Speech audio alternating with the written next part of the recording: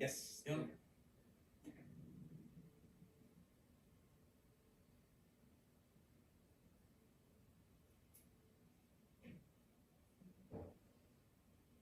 So, this is, runway 4. So this is Round Island. And these tree obstructions are above, we're guessing probably about 50 feet high. But they're probably fast growing trees, but we compared it to the Google Earth map. And because of these obstructions, there's no nighttime landing on 4 right now. So the FAA has come in and said, we can no longer have nighttime landing on runway 4. So I spoke with, because this is the yacht club, so I spoke to the yacht club late last week, and we're under the assumption they're not very wide trees, being that that was just all completely taken down to earth back in 2006. And they're gonna let us borrow their barge to go over there and physically look at the tree and see what we're working with, so we can possibly get them cut down here in the next month. But I talked to Jason, their chair over there, he didn't seem to think it was gonna be that big of an issue, based on where he thinks the trees are, to get them cut down. So he believes that the maintenance staff here at the airport should be able to cut them down with no problem. That's his belief. What yacht club? Ford yacht club.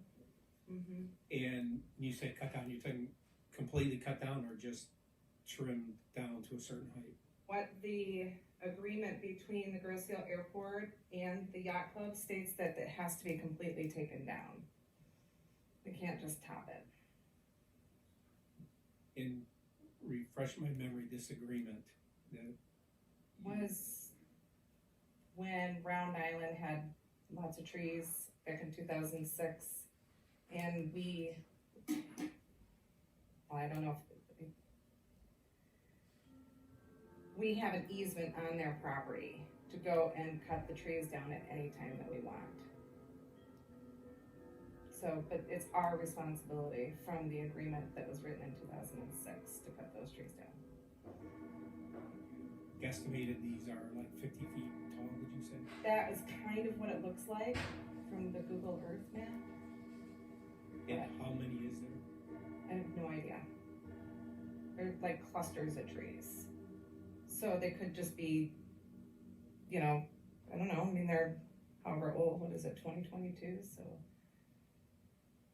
I don't know how many trees there are until I go out and look at them. So the idea is to hop on their barge, go and look at it, observe the trees, and figure out what the next plan of action is gonna be. And when is that gonna take place? When are you going on the barge?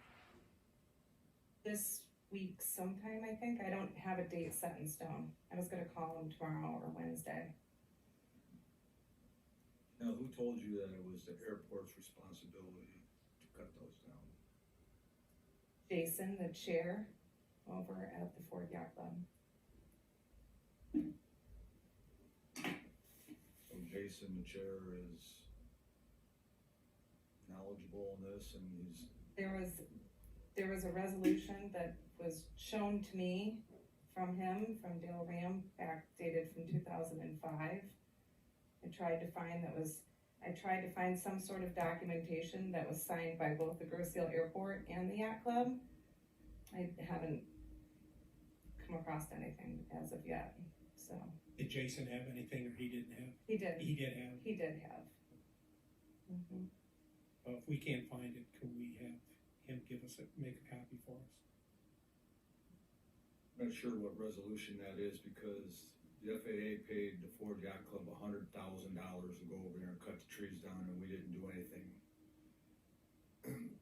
So it wasn't our responsibility to go cut trees down around Island. FAA did that, and like I said, paid for the Ford Yacht Club for it. So I would be surprised, and wasn't surprised, that there's a document floating around that said the airport would be in charge of cutting future trees down in perpetuity on Round Island. That doesn't make any sense to me. Document. Yeah. So, Yeah. We'll get a document over and, I think the document has to come from the township. You know, if there is a document that he has from the Grosville Airport, which doesn't make sense with the Ford Yacht Club, it would be in our possession, it would be in the airport office somewhere. seems to me that that document should be signed by the Grosse Ile Airport and the Fort Yacht Club. Well, I mean, Yeah, and the FAA. Did the FAA sign anything, do you remember, John? Well, yeah, they signed a check for $100,000 to pay the Ford Yacht I know, Club. but I'm So- looking at like a document, But to so, have a contract that saddles the airport in perpetuity to cut down the trees on Round Island makes no sense to me. I mean, I can't, I don't understand that at all. So maybe he has some kind of understanding, but it's their property. And like I said, the airspace above it, was basically purchased, you know, where these trees can be cut down. But right. I can't imagine that the airport said, okay, well, in the future, we'll just cut them all down. You know, we'll handle it. Well, I'll have to look into it. I can tell you, looking at those trees right there, we cut down 800 in that circle, inside of that And this circle. circle here. Right, I would say that there's probably gonna be 100 trees at least there, Gotta This go. section. or all of them. All of them. But these ones, Oh, they're gonna grow, you gotta go. but we're gonna have to figure something out. Pretty important. Well, yeah, but, you know, I mean, we can cut down all the trees, you know, if we want, we just spend our own money and go cut down every tree on everyone else's property. Well, right now, we're just doing the investigation. I mean, they're cooperating, they're gonna let us just go and take a look at it, and then we'll cross the next bridge when we get to it. Drawing that's on the screen, where did that come from? From the FAA. Mm-hmm. Mm-hmm. So I know you talked to Mike, you know, we're in the investigation right now, and it's the first time we're all seeing this, but the runway's closed, you know, to precision landings at night, so obviously this has been talked about to somebody for a long time, for the FAA to come in and shut the runway down without giving us, or, you know, having conversations of rectifying something before they just shut it, right? Well, it looked like there was an email that went out in September that said, hey, we have this tree issue. And then prior to that, there was an email that went out like in 2019. There was a reference of prior emails of these trees growing. Only thing that we were ever notified of was the phragmites, which look like they're there as well in there. And then the trees that were on our property and private property that we just spent, how many $28,000 or something we just spent to cut down trees? Well, this email went out as well a little while ago. I had this email, and then the feds just came back, because I had been giving MDOT update with the tree removal as well. So, which was involved, so my understanding is with the tree removal down on 2-2, was I was notifying MDOT, and it was to my understanding, my contact at MDOT was notifying the FAA. So I got an email, I don't know, a couple weeks ago, that said, we have these trees, what are we doing about them? What is your plan? So he said, I don't have any choice, but I have to put a note amount. So, It's gonna be a lot of money, I mean, we can spend it, it just takes away from other stuff, so, I mean, if we're not gonna, you know, we didn't pay for the trees in the first place to get cut down.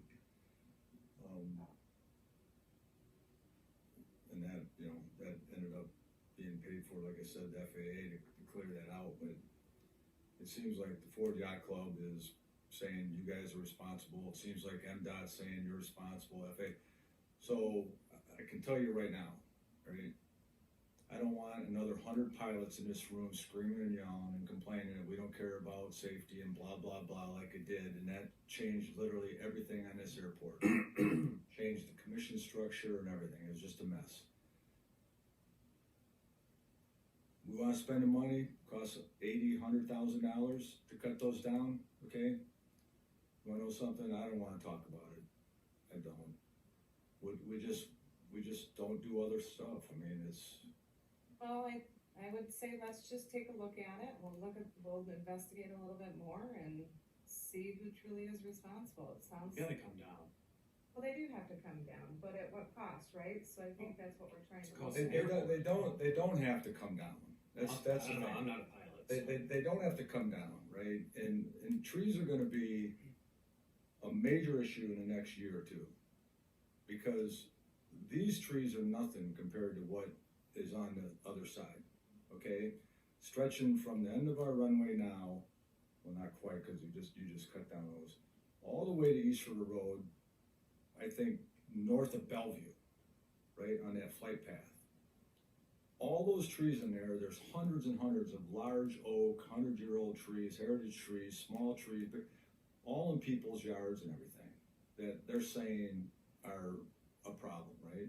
They are, It's a problem with the length of the runway now.